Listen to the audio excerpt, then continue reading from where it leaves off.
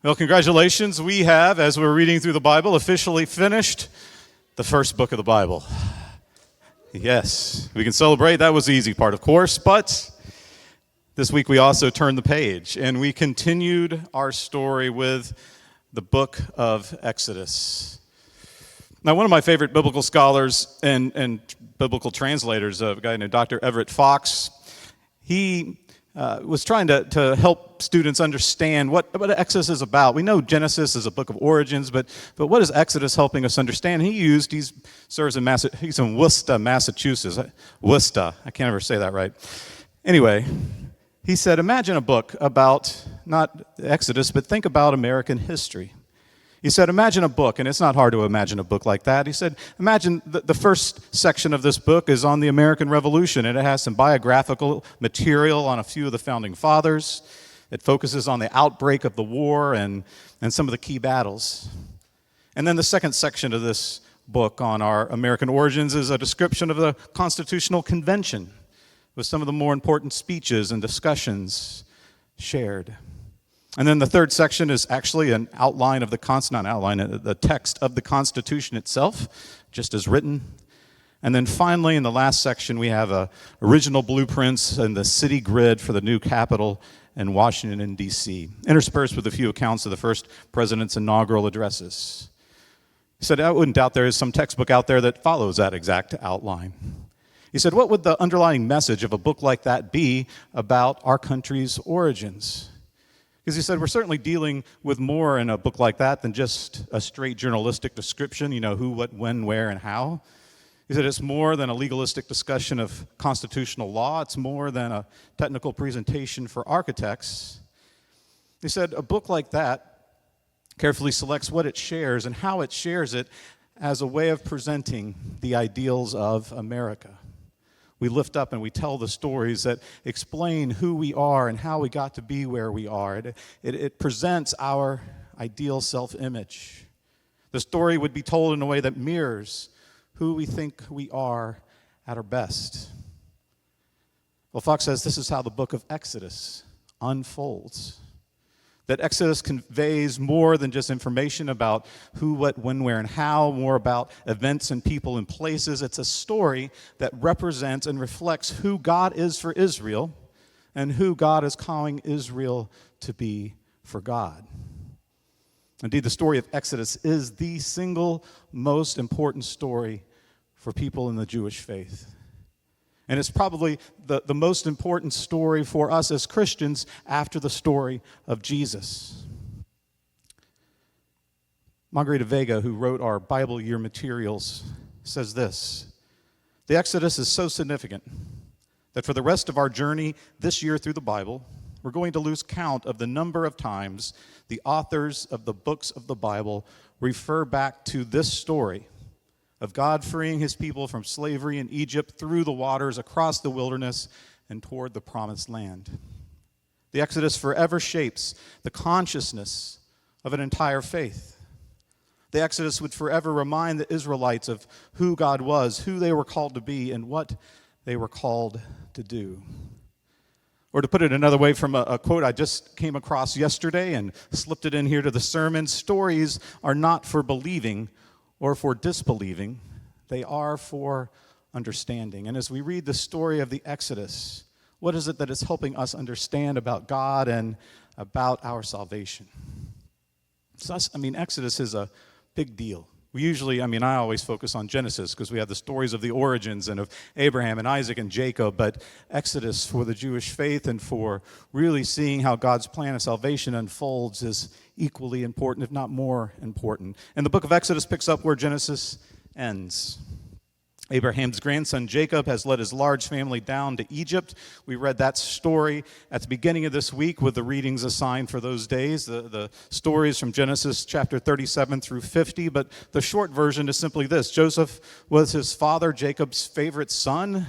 His older brothers hated him for it and sold him into slavery in Egypt. But through a long series of events, Joseph rose to second in command over Egypt. And from that position, he was able to save his whole family from famine. And as Joseph said at the very end of Genesis, in chapter 50, you planned something bad for me, saying this to his brothers. You planned something bad for me, but God produced something good from it in order to save the lives of many people, just as he's doing today. Joseph saying that, of course, was within the Joseph story, but it really tells the story of Genesis. Of all the bad things that happened and all the things intended for evil, God still was at work to make something good emerge. And so Pharaoh, the king of Egypt, offers the family to come live there as a safe haven. And then we learn that Jacob dies, and then Joseph and his brothers die. And as we begin Exodus, it's been 400 years. 400 years have passed. The Israelites, we're told in chapter 1, verse 7, are fertile and become populous. They multiplied and grew dramatically. They filled the whole land, but the political winds have changed. It's been 400 years. The Pharaoh after Pharaoh after Pharaoh now, and they don't remember Joseph. The Israelite people are no longer considered favored guests in Egypt. In fact, the Pharaoh and all of the folks who are running Egypt, they see the Israelites now as a political threat, as a cultural threat, as a military threat. And so as we read, first the Pharaoh oppresses the Israelites with hard labor, but still they grew. And then he outright enslaves them, and he makes their lives miserable with all kinds of hard labor and all kinds of cruel work, and still they grew. And so finally, in an act almost beyond comprehension, he orders that every Israelite boy who was born should be thrown into the Nile and drowned. And it's into this context of this forced labor and this loss of freedom and this excessive punishment and inhumane treatment that Moses is born. Now, Moses is on the Mount Rushmore of biblical heroes. Most of us know his story so well, how his mother, when he was born, to keep him from being thrown into the Nile and drowned, hides him for 3 months. But when she can't hide him any longer, she puts him in that basket that's waterproofed and sets them in the reed, puts them in the Nile, but puts them in this basket in the reeds at the side of the Nile River. And she has her daughter, Moses' sister, watch to see what will happen. And it's no less than Pharaoh's daughter coming down to bathe in the Nile who discovers this baby. And of course, Moses' sister jumps out and says, "Would you like me to find somebody to nurse her?" And of course goes and gets her mother, Moses' mother, to do the job. An ironic twist, because now she's paid to nurse her own child. And when the child's weaned, he's adopted by Pharaoh's daughter. He's given the name Moses. He's raised as an Egyptian. We're not told God had his hand in the work of any of this, but I think we can assume this was God at work in the way he always has been. When Moses becomes an adult, he comes across an Egyptian beating a Hebrew slave. He checks to make sure no one's watching, and then he kills the Egyptian and buries his body in the sand. And suddenly, this is starting for me to sound a little like Genesis. You know how people kept making really dumb decisions and bad mistakes that probably don't help their cause very much. It happens over and over again. And it seems to be happening again here. The next day, Moses is out. He's breaking up a fight through a couple of Hebrew folks who don't appreciate his intervention. Mention, "Are you going to kill us like he killed the Egyptian?" And Moses realizes his secret isn't secret any longer. In fact, he soon finds out that Pharaoh wants to kill him, and so he becomes a fugitive on the run. He ends up in Midian, which is on the far side of the Red Sea. He meets a Midian priest named Jethro. He marries one of Jethro's daughters. He becomes a shepherd of Jethro's flock, and he builds a new life for himself. But that's when the story changes. At the end of Exodus chapter 2, we read this: "A long time passed, and the Egyptian king died. The Israelites were still groaning because of their hard work. They cried out, and their cry to be rescued from the hard work rose up to God. And God heard their cry of grief.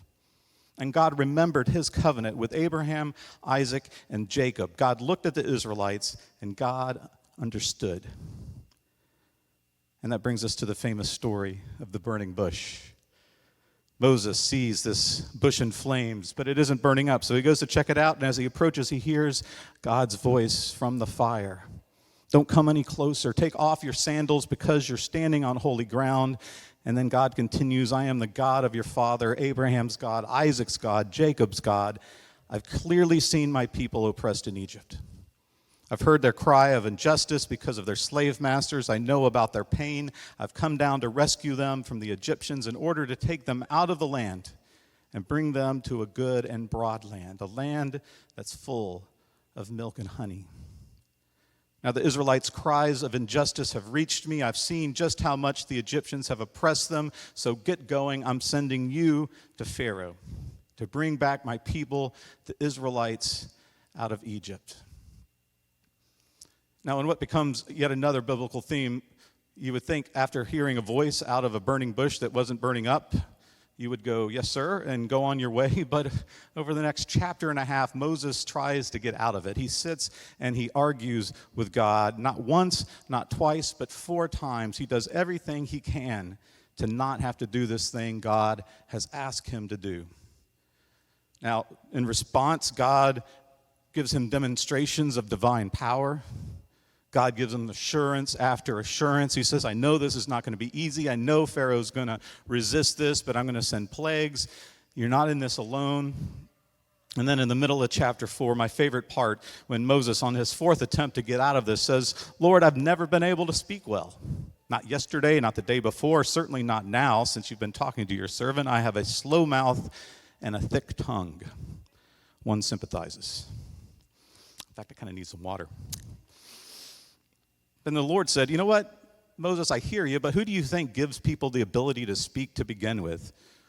And who do you think makes it people unable to speak or hard of hearing or sighted or blind? Isn't it I, the Lord?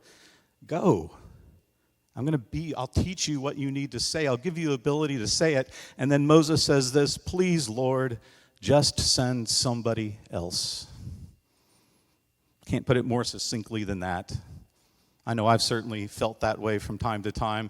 Perhaps you have too. Please, Lord, I know what I'm supposed to do. I know what I have to do. Is there any way you can find somebody else? Somebody else. Well, the long and short is, of course, Moses goes back to Egypt.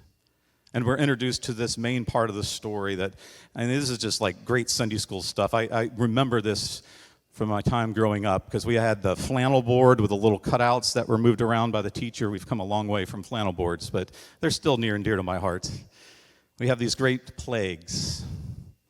We have the water that's turned into blood. We have the frogs.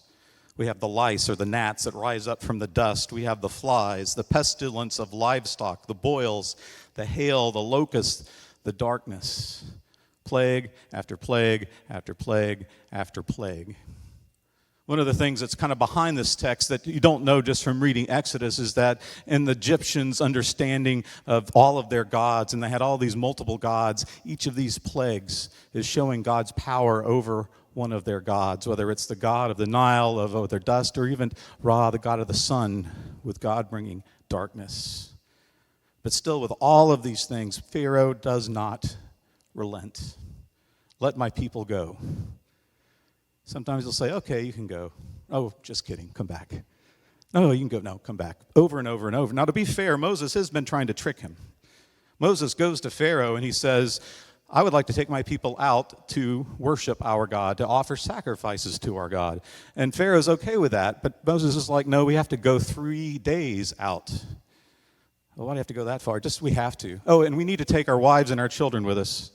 Oh, yeah, and we also need all of our possessions and livestock, too. So Pharaoh obviously has seen through what it is that Moses has been asking. But he's still stubborn. He sees it, but he remains strong-willed. His heart is hard, we're told over and over. And sometimes Pharaoh hardens his own heart, and sometimes God hardens his heart. But it's all so that, Pharaoh's stubbornness leads to his own destruction as a mean for God to save his people. And we see this destruction happen with the final plague. It's the night of the Passover. Pharaoh had sought to kill the firstborn of all the Israelites, and now God will kill the firstborn in Egypt. In chapter 12 of Exodus, the story stops, and we're introduced in detail to this annual Israelite ritual and festival of the Passover. On the night before Israel left Egypt, they sacrificed a young, spotless lamb. They painted his blood on the door frames of their houses, and when the divine plague came over Egypt, the houses were covered with blood of the lamb. And those houses that were covered with the blood of the lamb are passed over, and the sons were spared. And every year since, the Israelites have reenacted that night to remember and to celebrate God's justice and his mercy. Pharaoh loses his own son, finally relents to let the Israelites go, but no sooner than they leave that he has yet another change of heart and mind, and he gathers his army and he chases them down. And in that story we know so well, maybe too well, the Israelites pass through the waters on dry land of what the Hebrew text calls the Sea of Reeds, sometimes translated the Red Sea. And those same waters trap and ultimately destroy Pharaoh's army. It's a dramatic moment. Several years ago, we studied Adam Hamilton's 24 Hours That Changed the World. I don't know if you remember that. We had a Bible study, but we also preached through it during Lent. And that study covered the last 24 hours of Jesus' life before his crucifixion. And on the very first week, the first thing we looked at was the Last Supper Jesus had with his disciples. That Last Supper was the Passover feast. They were gathered to remember what we read in Exodus chapter 12. Now, in that study, we watched a video Adam had with a friend of his who was a Jewish rabbi, and she said this about the Passover feast. It's the time we remember. God heard our cry and got us out of slavery in Egypt. So that's a pretty big story to remember. It's a story that tells us that God is the one who saves us. That God has already acted to save us. We are saved. We are God's people. Jesus and his disciples are remembering that story. And in taking the bread and in taking the cup and blessing it and breaking it, sharing it with his disciples, saying, "This is my body, this is my blood," we see that God is still the one who saves us. You see, in Christ, God has already acted to save us, that we are saved, that through Jesus we too are God's people. They're all God's acts of salvation, all God working to save his people time after time after time until ultimately through Christ. God is still a God who frees his people from oppression. That's one of the truths in Scripture that get told over and over, get experienced over and over and over. This story of freeing the slaves or the Israelites from slavery in Egypt, bringing them through the waters into the wilderness and on to the promised land. Is it any wonder that that story has meant so much to so many throughout history? Is it any wonder that these stories of the Exodus figure so prominently in the spiritual songs that emerged from enslaved Africans in our country? Or that this story of the Exodus was in the sermons and the prayers that undergirded the civil rights movement 60 years ago? Or that Abraham Lincoln and Martin Luther King Jr. were both called the new Moses in their own time? This story has power. The story of Exodus is used by ministries that are helping those who are coming out of prison find a new start and a new place in life where they'll no longer be trapped in the life that got them there in the first place. Or those who are coming out of addiction. Or those who are having to start over after an abusive marriage. Or those who have never gotten out of their own way and keep falling into sin over and over and find through Christ new life. Is it any wonder that this story figures so prominently in our own liturgy for baptism?